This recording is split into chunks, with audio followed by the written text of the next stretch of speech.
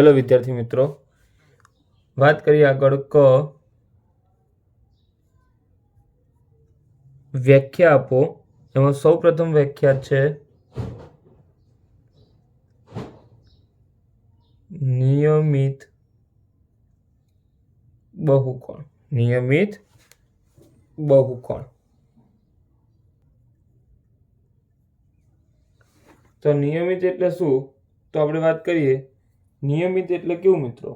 तो के एक समान અને બહુ એટલે વધારે, કોણ એટલે ખૂણા રચતું હોય એવી આકૃતિ। તો આનું આપણે વ્યાખ્યા લખવી હોય તો લખશું કે જે બંધ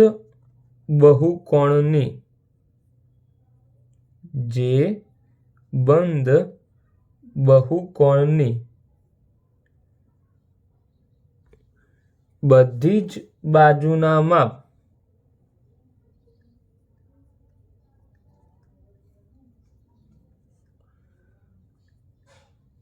સરખા હોય તેવા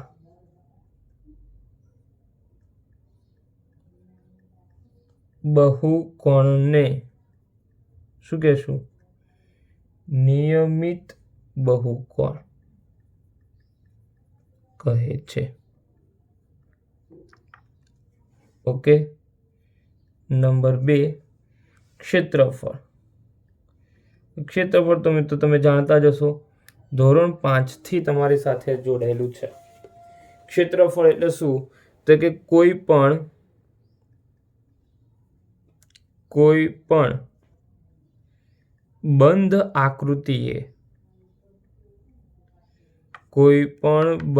આકૃતિએ સપાટી પર રોકેલી જગ્યાના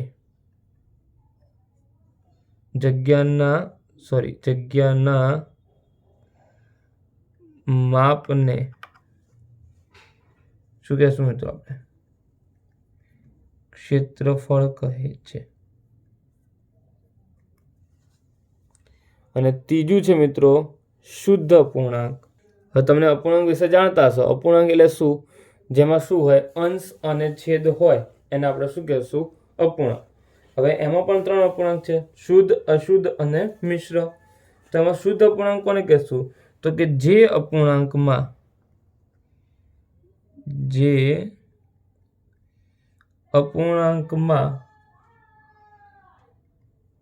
અંશ એ છેદ કરતા કેવો હોય? નાનો હોય। જે અપૂર્ણાંકમાં અંશ એ છેદ કરતા કેવો હોય? નાનો હોય તેવા અપૂર્ણાંકને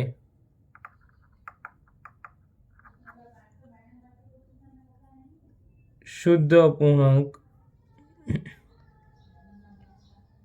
કહે છે। એક ઉદાહરણ આપી દઉં તમને, 3/4। આ મિત્રો અંશ છે, નીચે હોય એને શું કહેવાય? છેદ। અંશ કેવો? નાનો, છેદ કેવો? મોટો। તો આવા અપૂર્ણાંકને આપણે શું કહેશું? શુદ્ધ અપૂર્ણાંક તરીકે ઓળખશું। ચલો મિત્રો, હવે નંબર 2 ની વાત કરીએ।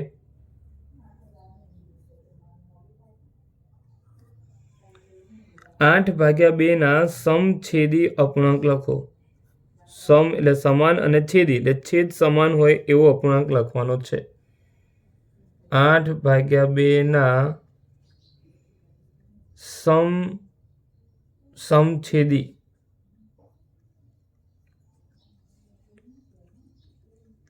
અપૂર્ણાંક એટલે કે છેદ સમાન રાખવાનો। કેટલા લખવાના છે? 2। તો નીચે તમે ઉપર કોઈ પણ સંખ્યા લખી શકો, 4 અને 7। તો 4/2 અને 7/2 એ આપેલ અપૂર્ણાંકના સમછેદી અપૂર્ણાંક કહેશું। એના પછી છે નંબર 2, તમને જો આ ચિત્ર આપ્યું છે, બરાબર 10 વિદ્યાર્થી હોય તો 55 વિદ્યાર્થી માટે ચિત્ર દોરો। હવે 55 વિદ્યાર્થી માટે દોરવાના છે, એટલે કે ટૂંકમાં જુઓ 10 વિદ્યાર્થી છે એટલે એક સર્કલ અને આ જે ચિત્ર આપ્યું છે સર્કલની અંદર ટપકું એના બરાબર 10 વિદ્યાર્થી, એટલે આપણે 55 માટે દોરવાના છે. તો 55 માટે કેવી રીતે દોરશું મિત્રો? ગણતું જવાનું. 10 ને 10 20, 10 ને 20 ને 10 30, 30 ને 10 40, 40 ને 10 50. હવે આપણે તો 55 કરવાના છે, તો જે 5 માટે આપણને ખબર છે કેવું કરવું પડશે મિત્રો? અડધું કરવું પડશે. તો આ થઈ ગયા 55 માટે. એના પછી છે મૂળાક્ષર યુ માટેનો નિયમ લખો. હવે મૂળાક્ષર યુ માટેનો નિયમ લખવાનો છે. તો જુઓ, યુ માટે કેટલી સળીની જરૂર પડશે? 1 2 અને 3, બરાબર ને? તો આપણે અહીંયા કરું છું.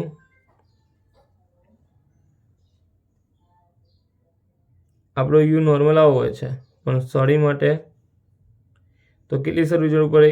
1 2 અને 3. તો એનું સૂત્ર થઈ જશે મિત્રો 3n. એના પછીનો ચોથા નંબરનો પ્રશ્ન છે દશાંશનો ઉપયોગ કરી 675 પૈસાને રૂપિયામાં દર્શાવો. હવે આપણે એને રૂપિયામાં દર્શાવવાના છે મિત્રો. કેટલા પૈસા હતા? 675 પૈસા. એને છૂટું પાડીએ તો આવી રીતે થશે મિત્રો. 600 પૈસા પ્લસ 75 પૈસા. હવે આપણને ખબર છે 600 પૈસા એટલે 600 ભાગ્યા 100. 100 વડે ભાગીશ એટલે પૈસામાંથી સામાં ફેરવાઈ જશે? રૂપિયામાં પ્લસ 75 પૈસા. એટલે કેટલા થઈ ગયા? 6 રૂપિયા અને 75 પૈસા. આ રૂપિયા અને પૈસામાં ફેરવાના, પરંતુ આપણને પ્રશ્નમાં આ નહોતું કીધું. એમાં આપણને શું કીધું છે? દશાંશનો ઉપયોગ કરીને. અમુક વિદ્યાર્થીઓ ભૂલમાં શું કરી દે છે? આ રીતે રૂપિયા અને પૈસામાં લખી દે છે. પરંતુ મિત્રો પ્રશ્નને ફરીથી એક વખત વાંચીએ આપણે કે શાનો ઉપયોગ કરી? દશાંશનો ઉપયોગ કરી. એટલે આ ખાસ ધ્યાન રાખજો, પ્રશ્નોને ખાસ સમજવાનું રહેશે મિત્રો. દશાંશનો ઉપયોગ કરીને આપણે ફેરવવાના છે. આપણે અહીંયા દશાંશ ચિહ્ન આવ્યું નથી તો આ ચાલશે નહીં. એટલે આ ખાસ ધ્યાન રાખજો, આ ચાલશે નહીં મિત્રો. દશાંશ કીધું છે તો દશાંશનો જ ઉપયોગ કરવો પડશે. દશાંશ માટે તો શું કરવાનું? 675 પૈસા છે તો એને રૂપિયામાં ફેરવવા માટે સીધું મિત્રો 675 પૈસામાંથી રૂપિયામાં ફેરવવા માટે 100 વડે શું કરી દેવાનું? ભાગશું એટલે શામાં ફેરવાઈ જશે? રૂપિયામાં. હવે છેદમાં 2 શૂન્ય, 2 પોઈન્ટ કાપી નાખો એટલે કે 6.75 શું થઈ જશે? રૂપિયા. આ તમારો મિત્રો સાચો જવાબ થશે. ચલો વિદ્યાર્થી મિત્રો, હવે આપણે પ્રશ્ન નંબર 2 અને એમાં આવ્યા છીએ એમાં સૌ પ્રથમ ક્વેશ્ચન છે કે ચિત્ર આલેખનો 2 ઉપયોગો લખો. હવે એ બધું તો તમે મિત્રો થિયરિટિકલ જાણો જ છો અને આપણી જે પાઠ્યપુસ્તક છે એમાં પણ આપેલું છે, તો ત્યાંથી તમે જાણી શકો છો કે શું ચિત્ર આલેખનો ઉપયોગ કઈ રીતે થઈ શકે છે. આપણે જાણીએ છીએ એની બેઝિક માહિતી છે કે સરળતાથી આપણે કોઈ પણ વસ્તુને જે માહિતી આપી છે એને સરળતાથી આપણે શું કરી શકીએ છીએ? એને જાણી શકાય છે. તો એ તમે લખી દેશો. એમાં ચર્ચા ના કરતા આગળ વધીએ. પ્રશ્ન નંબર 2, જોડાયેલા ચિત્ર માટેનો નિયમ લખો. હવે અહીંયા H જોડાઈને આપ્યા છે આ રીતે મિત્રો.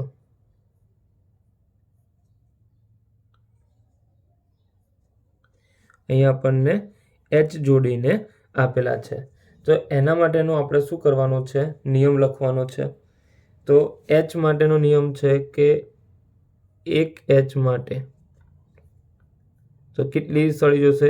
1 2 3 4 અને 5, ટોટલ 5. 2H માટે 1 2 3 4 5 6 7 અને 8 3h માટે 1 2 3 4 5 6 7 8 9 10 અને 11. તો મિત્રો આવું આપણે એક અગાઉ પણ ગણેલો છે કે આના વચ્ચેનો ડિફરન્સ શોધવાનો, તફાવત શોધવાનો. કેટલાનો છે? 5 ને 3 8. આના વચ્ચે તફાવત કેટલો છે મિત્રો? તો કે એમાં પણ તફાવત કેટલો છે? 3. તો આનો નિયમ શું થશે? 5 છે એમાંથી પહેલા 3 ને અલગ કરો, વધ્યા કેટલા? 2, અને એની સાથે શું કરી દેવાનું? n જોડી દેવાનો. તો આ તમારો શું થઈ જશે મિત્રો? નિયમ થઈ જશે. આ થઈ આપણે માહિતી સમજ જે છે, પરંતુ આવી રીતે મિત્રો આપણે લખી શકીએ નહીં. તો લખાણ કઈ રીતે થશે તો એ સમજીએ મિત્રો. તો લખવાનું n બરાબર 1, એટલે કે h સંખ્યા કેટલી થઈ? h માટેની દિવાસળી બરાબર 5, એટલે કે 3 ગુણ્યા 1 વત્તા 2. n બરાબર 2, h માટેની દિવાસળી ટોટલ કેટલી હતી મિત્રો? 8. તો કે 3 ગુણ્યા 2 પ્લસ 2 થઈ ગયું ને? 3 દુ 6 વત્તા 2 એટલે 8. એ જ રીતે n બરાબર 3, h માટેની દિવાસળી 11, એટલે કે 3 ગુણ્યા 3 વત્તા 2. 3 તરી 9, 10 અને 11.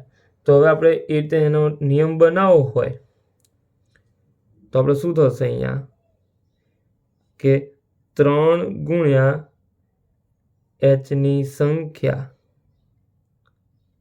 વત્તા 2 થયું. જો 3 h ની સંખ્યા કેટલી હતી? 1, એટલે કે 1 વત્તા 2. તો નિયમ શું થઈ ગયો મિત્રો? 3 ગુણ્યા h ની સંખ્યા વત્તા 2, એટલે કે થઈ જશે 3n વત્તા 2.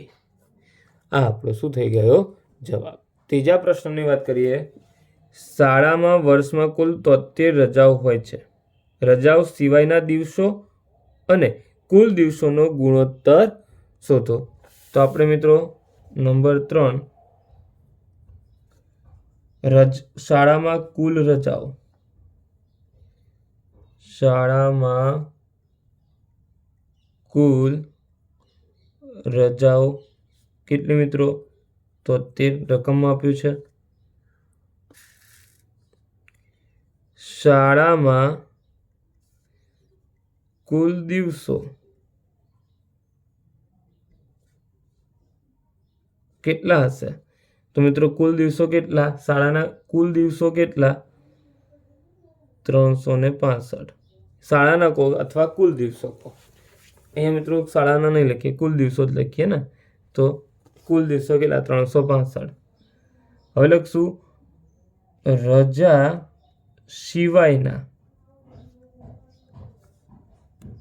શાળાના દિવસો. શું થશે?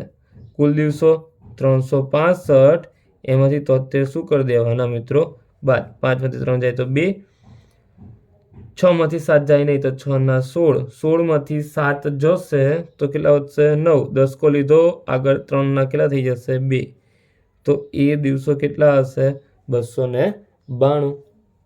હવે આપણે એનું શું શોધવાનું છે? ગુણોત્તર શોધવાનો છે. કોનો મિત્રો? આપણે આગળ રકમમાં જોઈ ચૂક્યા છીએ કે રજા સિવાયના દિવસો અને કુલ દિવસોનો ગુણોત્તર. તો રજા સિવાયના દિવસો કેટલા હતા? 292. કુલ દિવસો કેટલા હતા? 365. અને દિવસવાળો મિત્રો આવે ને એટલે એનો સમજી લેવાનું કે 73 વડે જ ભાગ ચાલશે. તો તમે આને 73 વડે ભાગ પાડશો તો 2 × 2 × 73 નીચે આવશે 5 × 73. 73 ઉડી જશે. કેટલા વધશે મિત્રો? ઉપર વધશે 2 × 2 = 4 નીચે 5 એટલે કે 4/5 આપણો શું થઈ જશે જવાબ. 20 કિગ્રામાંથી 13.75 કિગ્રાની બાદબાકી કરો. નંબર 4 કેટલા કિગ્રા છે? 20 કિગ્રા. પણ પાછળ ગ્રામમાં કશું છે નહીં તો આપણે 00 કિગ્રા. કેટલી બાદબાકી કરવાની છે? તો કે 13.75 કિગ્રાની બાદબાકી કરો. ચલો હવે બાદબાકી કરીએ મિત્રો. શું કરશું? જો અહીંયા 0 માંથી 5 જશે નહીં તો એ પાડોશી જોડે લેવા જશે, પણ પાડોશી પણ મિત્રો ખાલી, તો એના પાડોશી જોડે જશે, એ પણ ખાલી છે, તો અહીંયાથી એને પાડોશીમાંથી મળ્યું તો એ આપશે બાજુવાળાને, તો એ કેવો થઈ જશે? ઓછો થઈ જશે. એટલે એ કેટલા થશે? 1. અને બાજુવાળાને 10 આપશે. 10 એટલે મિત્રો 10. પણ એ શું કરે છે? એ એના પાડોશીને આપે છે ત્યારે 1 લઈ લે છે. એટલે ટોટલ એની પાસે કેટલા થશે? 9. અને આની પાસે 10 થશે. પણ એ પાછું આને જેની જરૂર હતી એને આપશે એટલે એની પાસે 9 થશે. અને આને 10 આપ્યું એટલે એની પાસે કેટલા થઈ ગયા? 10. આ રીતે. તો 10 માંથી 5 જશે તો 5, 9 માંથી 7 જશે તો 2, દશાંશ ચિહ્ન 9 માંથી 3 જશે તો 6 અને 1 માંથી 1 જશે તો 0 એટલે કે 6.25 કિગ્રા રહે.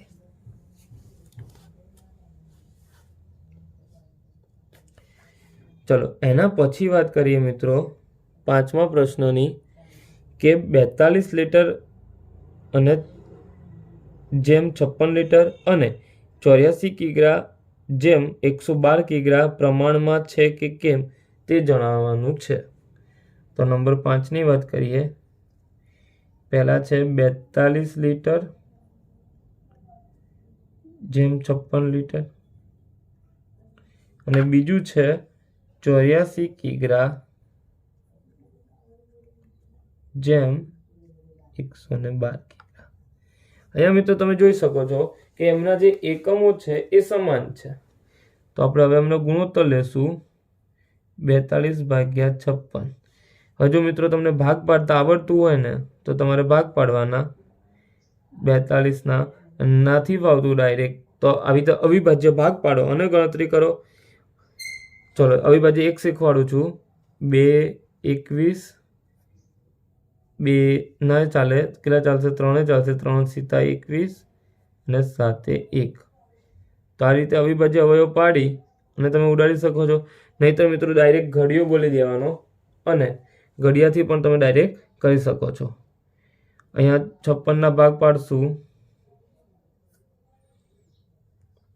2 28, 2 14, 2 7 અને 7 1. તો શું ભાગ પડ્યા? 2 × 2 × 2 × 7. 7 7 ઉપર નીચે ઉડી ગયા. 2 2 ઉપર નીચે કટ મિત્રો. તો ઉપર શું વધ્યું? 3 વધ્યા. નીચે કેટલા વધશે? 4. હવે ઓલી બાજુ વાત કરીએ તો કેટલા હતા? 84/112. ઘડી આવડતા હશે મિત્રો, ફટાક દઈને ખબર પડી જશે તમને કેટલા 81 થાય. તો કે 12 સીતા કેટલા થશે મિત્રો? 81 નથી 84 છે. 12 સીતા 84 અને 16 સીતા 112. 7 7 ઉડી ગયા. હજી જુઓ અહીંયા 12 અને 16 છે તો શું થશે? 4 તરી 12, ચોકું ચોકું 16. 4 4 ઉડી જશે. 3/4. તમે બંનેના ગુણોત્તર જોઈ શકો છો મિત્રો. બંને ગુણોત્તર કેવા છે? સમાન છે. તો લખવાનું આપેલ ગુણોત્તર પ્રમાણમાં છે. નંબર 6ની વાત કરીએ મિત્રો. 2 થી 12 સુધીની પ્રાકૃતિક સંખ્યા લખો. પ્રાકૃતિક સંખ્યા 2 થી 12. 2 થી 12, 2 થી કીધું છે એટલે 2 આવશે મિત્રો. 2 3 4 5 6 7 8 9 10 11 અને 12. આ બધી પ્રાકૃતિક સંખ્યા છે. તેમાંના કેટલાક ભાગની અવિભાજ્ય સંખ્યાઓ છે. હવે મિત્રો અવિભાજ્ય સંખ્યા કોને કહેશું? તો કે જેના માત્ર 2 જ ભાગ પડતા હોય, એક સંખ્યા પોતે અને એક, એમ 2 જ માત્ર ભાગ પડતા હોય તેવી સંખ્યાને અવિભાજ્ય સંખ્યા કહેવાશે. હવે આમાંથી કેટલી સંખ્યાના એવા 2 ભાગ પડે છે? પાછળથી વાત કરીએ તો મિત્રો એક તો 11, પછી 7, પછી 5, પછી 3, પછી 2. તો આટલી 5 સંખ્યાના અવિભાજ્ય ભાગ પડે છે. તો આ 5 સંખ્યાઓ કેવી થઈ ગઈ મિત્રો? અવિભાજ્ય સંખ્યા. અવિભાજ્ય સંખ્યા. નોંધ કરી લખી શકો છો. કોને કહેવાશે? તો કે જેના માત્ર 2 જ અવયવ હોય.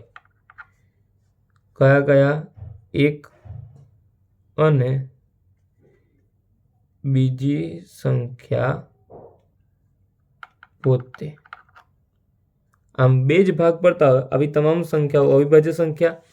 અહીંયા કુલ અવિભાજ્ય સંખ્યા કેટલી આપી છે મિત્રો? તમે જોઈ શકો છો.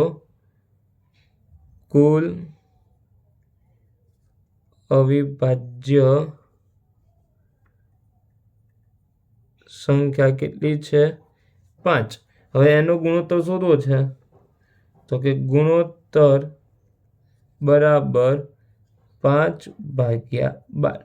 આ તમારો શું થઈ ગયો? જવાબ. 7મો પ્રશ્ન મિત્રો એકદમ ઇઝી છે. શું કીધું છે? એક ચોરસ બાગની ફરતે 3 આંટા ફરતા કેટલું અંતર ચાલવું પડે તે શોધવા શું કરવું જોઈએ? હવે બાગ છે એની ફરતે આંટા મારવાના છે. એટલે મિત્રો આંટા ક્યાં આવશે? એની બોર્ડર લાઈન ઉપર આંટા આવશે. તો હવે બોર્ડર લાઈનનું આપણે શોધવું હોય બોર્ડર માટે, તો તેના માટે શું શોધવું પડે? તમે જાણો જ છો. પરિમિતિ શોધવી પડે. બોર્ડર આવશે એટલે મિત્રો પરિમિતિ, અને જ્યારે એરિયા એટલે એનું કેટલી જગ્યા રોકી છે એ શોધવું હોય ત્યારે ક્ષેત્રફળ શોધવું પડશે. પરંતુ અહીંયા બોર્ડર માટેની વાત કરી છે, ચોરસ બાગની ફરતે, એટલા માટે આપણે અહીંયા શું શોધવું પડશે? પરિમિતિ શોધવી પડશે.